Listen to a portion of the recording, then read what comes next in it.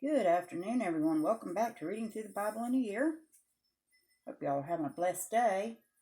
I'm going to try to get through this. I'm expecting a couple of different phone calls, and a little bit ago, I had the weirdest thing happen. My smoke detectors went off for no reason whatsoever. There was no smoke in here. I've got windows open. It's a pretty day outside.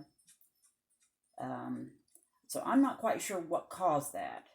I flipped all the breakers. Of course, I checked the whole house for smoke just to make sure there wasn't something in one of the back bedrooms.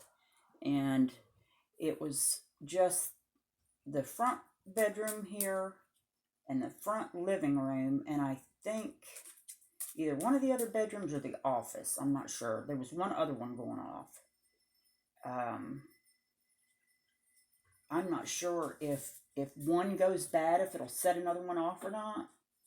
I think the one here in the bedroom may need a new battery in it, but I don't know. It was just really weird. I ended up having to take it completely off the ceiling. So I'm waiting to hear from a couple different people that have electrical knowledge to know what that might be. We live in a manufactured home, double wide, and from what I can tell, those are probably the original smoke detectors, which means they're about 16 years old. So it may just be that we need to get new ones in here. Also, I know I don't have a whole lot of subscribers, but I just want to put this out there. I watch a lot of the homesteading channels and preparedness channels and whatnot.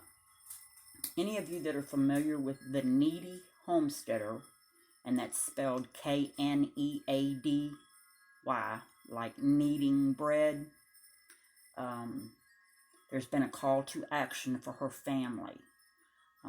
They were involved in a horrific car accident the day before Valentine's Day, and her husband was killed instantly. She and her two small children were in the pickup truck. It was a drunk driver that hit them, an uninsured drunk driver. She's still in the hospital. She's got 2 broken arms and a mangled leg. She did have a brain bleed. They weren't even sure if she was going to make it. If she did, whether she would be brain damaged or not. She came out okay. She is recuperating in a rehab center. Her 2 small children, her little boy had 2 broken arms, and her little girl had 1 broken arm and a broken clavicle from bad whiplash. So her husband was the only breadwinner for the family, other than what she does on YouTube. That's where she was earning her money. She does a wonderful, wonderful learning series on canning and, putting up vegetables and baking. She does all kinds of baking videos, dehydrating, just anything you can think of. And this is all self-taught. And she's got the heart the size of Texas.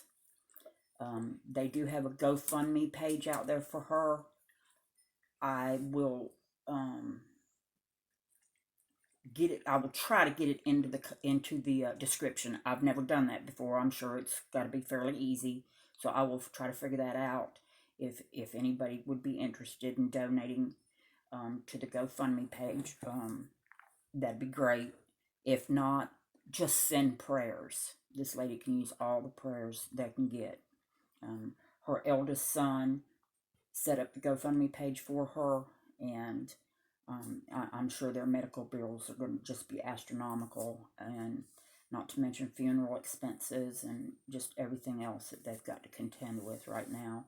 So, like I said, if you can't afford to send anything, that's okay. We're all on hard times. Please just pray for her. Her name is Heather, and I just kind of wanted to put that out there. They've raised quite a bit of money so far. They had a goal of $100,000, which wouldn't even touch it. And they've raised up, last time I looked, it was over $400,000, and that just makes my heart sing. So I'm hoping we can get this lady up towards $1 million, because I would imagine that her hospital expenses are going to be at least that. We all know how they rob us blind, but she has 8 children altogether. I'm not sure how many are still at home because I haven't watched her that long. She's been on YouTube for 7 or 8 years. I know that a couple of the children are from a previous marriage. I'm thinking possibly she has 5 at home, but I don't know that if that's for sure. So don't take my word for it, but I know that the 2 that were in the truck with them are very young. I think they're probably like one is 4 or 5 years old, and the other one might be 7 or 8. So those 2 were pretty young. I'm not sure, like I said, about the rest of them. So anything that you can do would be helpful. Like I said, even if it's just prayer, because we know prayer works wonders. We know the Lord's always there for us. And any of you that might have any electrical experience that could give me an idea of why these smoke detectors would do this, that'd be greatly appreciated too. Anyway, I'm going to try to get through, I may only get through chapter 3. We'll see how the timing goes, because I don't think I'm up to 30-minute videos yet. You know how YouTube is. We love you, YouTube. Anyway, y'all can't see my face when I say that, but we're back in 2 Kings. I'm going to try to get through chapter 3 and 4, but 4 is kind of long, so we'll see what kind of timing we have here. And I do want to put another video out on the sky stripes today, so once they get geared up pretty good, I figure they should be starting here in an hour or so.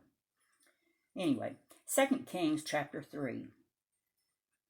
Now Jehoram, the son of Ahab, began to reign over Israel in Samaria the 18th year of Jehoshaphat, king of Judah, and reigned 12 years.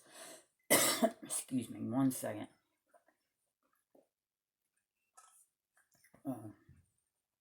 Got a little bit of stuff in the lungs here. I think allergies are kicking in. And he wrought evil in the sight of the Lord, but not like his father and like his mother, for he put away the image of Baal that his father had made. Nevertheless, he cleaved unto the sins of Jeroboam, the son of Nebat, which made Israel to sin. He departed not therefrom.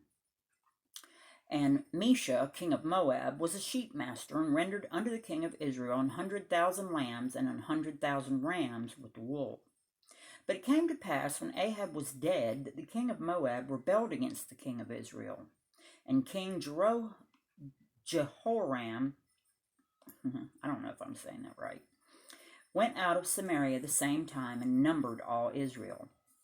And he went and sent to Jehoshaphat, the king of Judah, saying, The king of Moab hath rebelled against me. Wilt thou go with me against Moab to battle?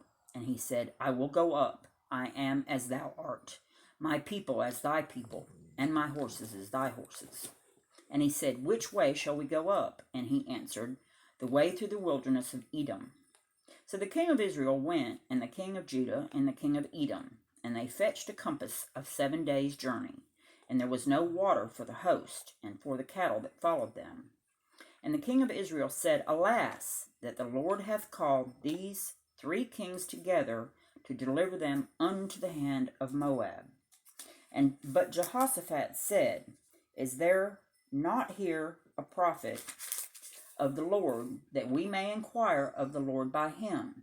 And one of the king of Israel's servants answered and said, Here is Elisha the son of Shaphat, which poured water on the hands of Elijah. And Jehoshaphat said, The word of the Lord is with him. So the king of Israel and Jehoshaphat and the king of Edom went down to him. And Elisha said unto the king of Israel, What have I to do with thee? Get thee to the prophets of thy father and to the prophets of thy mother. And the king of Israel said unto him, Nay, for the Lord hath called these 3 kings together to deliver them into the hand of Moab. And Elisha said, As the Lord of hosts liveth, before whom I stand surely, were it not that I regard the presence of Jehoshaphat the king of Judah, I would not look toward thee nor see thee. But now bring me a minstrel, And it came to pass, when the minstrel played, that the hand of the Lord came upon him. And he said, Thus saith the Lord, Make this valley full of ditches. For thus saith the Lord, Ye shall not see wind, neither shall ye see rain, yet that valley shall be filled with water, that ye may drink, both ye and your cattle and your beasts. And this is but a light thing in the sight of the Lord. He will deliver the Moabites also into your hand. And he shall smite every fenced city and every choice city, and shall fell every good tree, and stop all wells of water, and mar every good piece of land with stones. And it came to pass in the morning, when the meat offering was offered, that, behold, there came water by the way of Edom, and the country was filled with water.